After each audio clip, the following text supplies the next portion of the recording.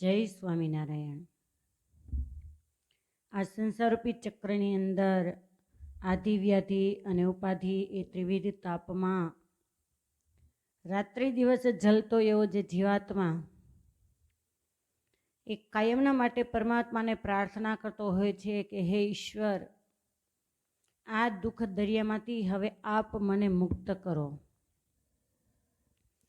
સૌ કોઈ આ લોકની અંદર આવ્યા બાદ સુખી થવાના ઉપાયો શોધતા હોય છે, પણ જવલ્લે જ કોઈ પરમાત્માએ આપેલી સુખ સંપત્તિથી અને સંતતિથી સુખી હોય। કંઈક ને કંઈક દુઃખ હોય ને હોય। અને સામાન્ય ભાષામાં આપણે કહીએ તો જ્યાં ખાવાનું છે ત્યાં પરમાત્માએ ખાનારાને નથી મૂક્યા, અને જ્યાં ખાનાર વ્યક્તિ છે ત્યાં ખાવાનું નથી। પછી શ્રીમંત હોય, સામાન્ય પરિસ્થિતિના હોય કે ગરીબ પરિસ્થિતિમાં જીવન જીવતા વ્યક્તિઓ હોય। અને એટલે જ વિહારીલાલજી મહારાજ એણે હરિલામૃત ગ્રંથની અંદર એમ કહ્યું, આરોગ્યતા ઉદ્યમ હોય સારો, સતી સુનારી સુત સેવનારો, કુટુંબમાં સંપ સુમિત્ર ગેહ। 7 સુખ ભાગ્યશાળી જીવાત્માને જીવનની અંદર મળતા હોય છે, અને 7 સુખ જેને હોય એ વ્યક્તિ સુખપૂર્વક જીવન વ્યતીત કરે છે। પણ લગભગ આ લોકની અંદર આવ્યા પછી જેને દુઃખનું આલય કહેવામાં આવે, ઘર કહેવામાં આવે, એ સંસારમાં 7 માંથી કદાચ 5 હોય તો પણ ઘણું સારું। બધી જ રીતે સુખ સંપત્તિથી સુખી હોય તો શરીરનું દુઃખ હોય એ વાત કોને કહેવા જેવી? શરીરમાં તંદુરસ્તી હોય તો ખાવાનું ન હોય, કજિયો કંકાસ હોય, પુત્ર કયાગ્રા ન હોય તો એ દુઃખ પણ કોને કહેવા માટે જવું?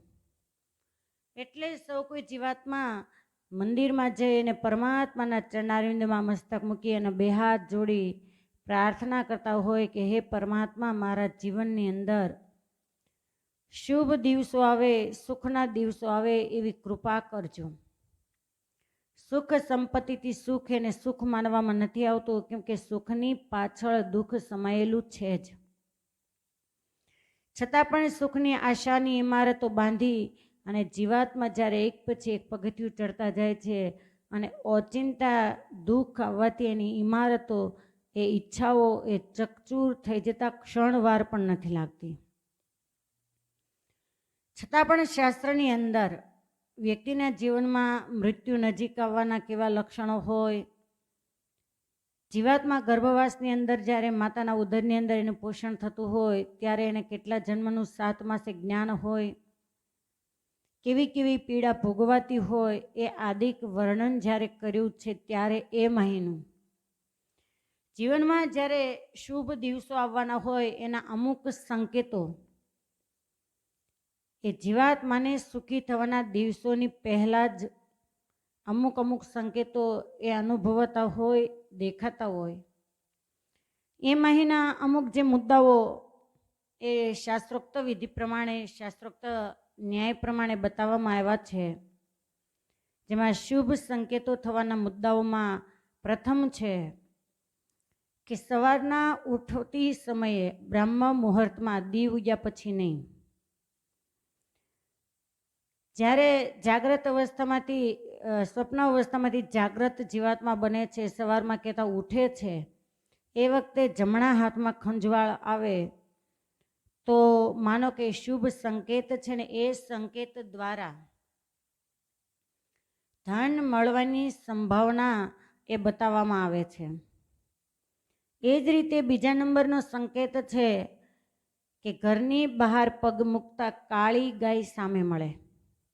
અને તમે જોજો, આપણે ગાયના શુકન માનીએ છીએ તો પહેલાંના વડીલો જાન લઈને જતા હોય અથવા તો જાન લઈને પાછા આવતા હોય તો ગાય સામે મળવાની ન હોય ને તો પણ વડીલો સ્પેશિયલ ગાય કોઈકને મોકલે અને ગાય સામે મળે એ રીતે ગોઠવણ કરતા હોય તો ગાયના શુકન એ શુભ માનવામાં આવે છે।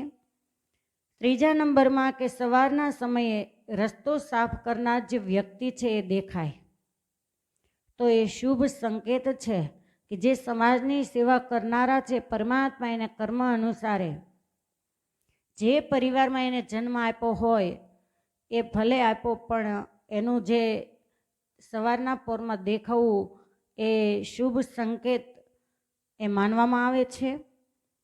ત્યાર પછી ઘરની નજીકમાં મંદિર હોય અને મંદિરમાં વાગતી જે ઝાલર અને શંખ એનો અવાજ એ સીધો કાન ઉપર પડે તો માનો કે શુભ સંકેતની નિશાની છે. વ્યક્તિના જીવનની અંદર આવનાર દુઃખ, ઘર ઉપર આવનાર મુસીબત એમાંથી એ મુક્ત કરનાર છે. જે શંખનાદ અને ઝાલરનો અવાજ સંભળાય છે તે. ત્યાર પછી બતાવવામાં આવ્યું છે કે રસ્તા ઉપર ચાલતા વાંદરનું ટોળું દેખાય તો એ શુભ સંકેત છે ને ઈચ્છા અનુસારે જેવી પોતાની પરિસ્થિતિ એ પ્રમાણે એ વાંદરને ખોરાક આપવામાં આવે તો શાસ્ત્ર એને શુભ માને છે અને એના થકી ઈચ્છા મુજબ પોતાની ધન સંપત્તિ એને કમાઈ શકે છે. ત્યાર પછી ઘરની અંદર જે દેવ મંદિર છે એમાં દીવો કે અગરબત્તી કરતા મનની અંદર અતિશય પ્રફુલ્લિતતા હોય, કેતા આનંદ હોય તો માનો કે શુભ સંકેતની નિશાની છે. ત્યાર પછી બ્રહ્મ મુહૂર્તમાં નિંદર ઉડી જાય, કેતા ઊંઘ ઉડી જાય એને શુભ માનવામાં આવે છે. પણ જે 4 વાગ્યાનો સમય છે ને બ્રહ્મ મુહૂર્ત કહેવામાં આવે છે, એમાં નિંદર ઉડ્યા પછી જીવાત્મા જો ભજન કરે તો, પણ સોળ તાણીને સૂતા હોય અને ઊંઘ ઉડી ગઈ અને ચારે બાજુ જોયે કે ઓહો હજી તો ઘણું અંધારું છે, સૂઈ જાઓ એમ કરી સોળ તાણીને સૂઈ જાય તો સીધો દિવસ ઉગી જાય. એના માટે નહીં, પણ બ્રહ્મ મુહૂર્તમાં નિંદર ઉડ્યા પછી પરમાત્માનું ભજન કરવામાં આવે તો એ જીવાત્માના જીવનની અંદર આવતી જે મુશ્કેલીઓ એમાંથી એ મુક્ત બને છે અને એને શુભ સંકેત માનવામાં આવે છે. સાંજના સમયે ગાય પોતાના આંગણે આવીને ઊભી રહે તો માનવું કે સુખી થવાની નિશાની છે.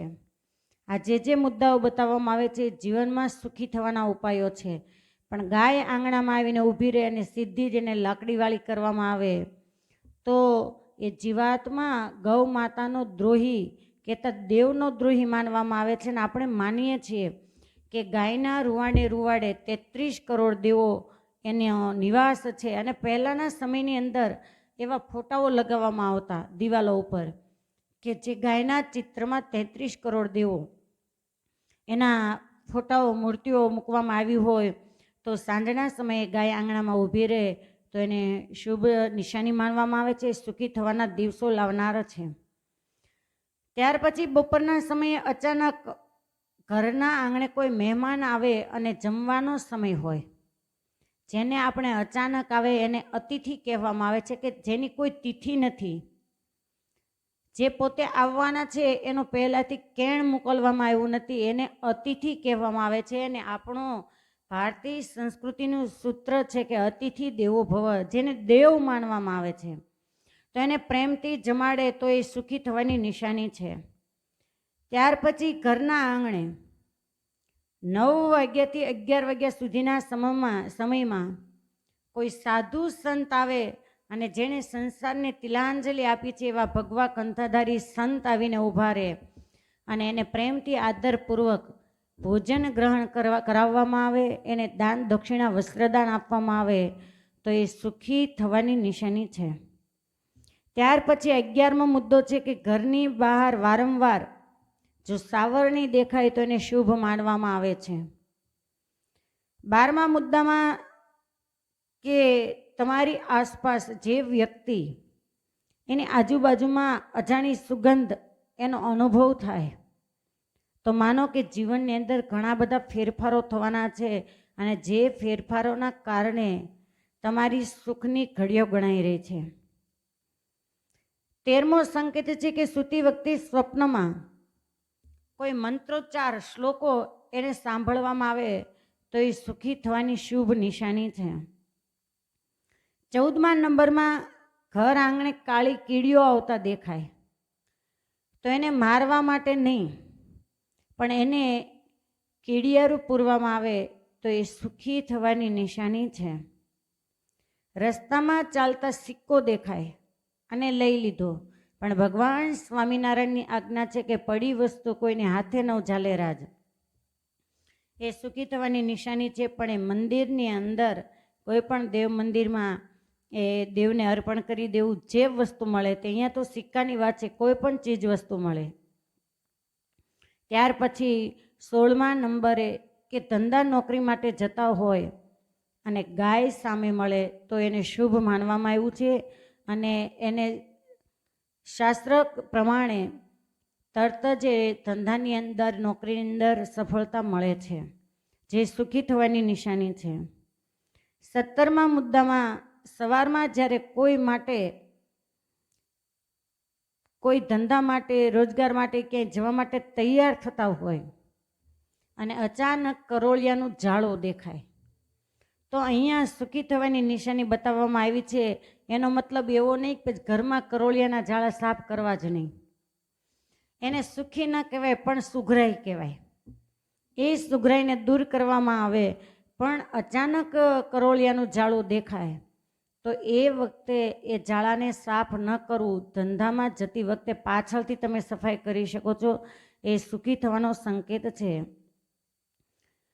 18મો નંબર છે કે જ્યારે યાત્રાએ જતી વખતે જમણી બાજુ વાંદર, શ્વાન કે સર્પ દેખાય તો એ શુભ માનવામાં આવે છે અને જેનાથી ધન મળવાની સંભાવના છે.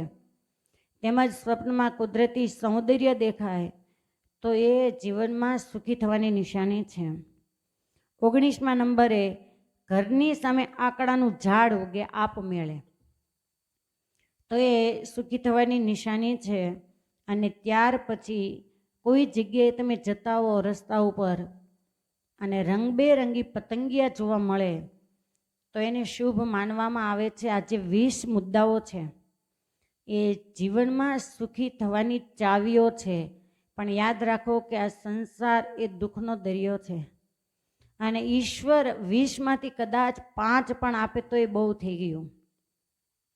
કેમ કે પરમાત્મા જીવાત્માના કર્મ પ્રમાણે અમુક બ્રેકો રાખે છે કે જેથી કરી જીવાત્મા કાયમના માટે પરમાત્માની શરણાગતિ એને સ્વીકારીને રહે, એનું ભજન સ્મરણ કરે. બાકી જો આ બધું જ પરમાત્મા જીવાત્માને આપી દે તો જીવ ભજન કરવા નવરો થાય એવું નથી.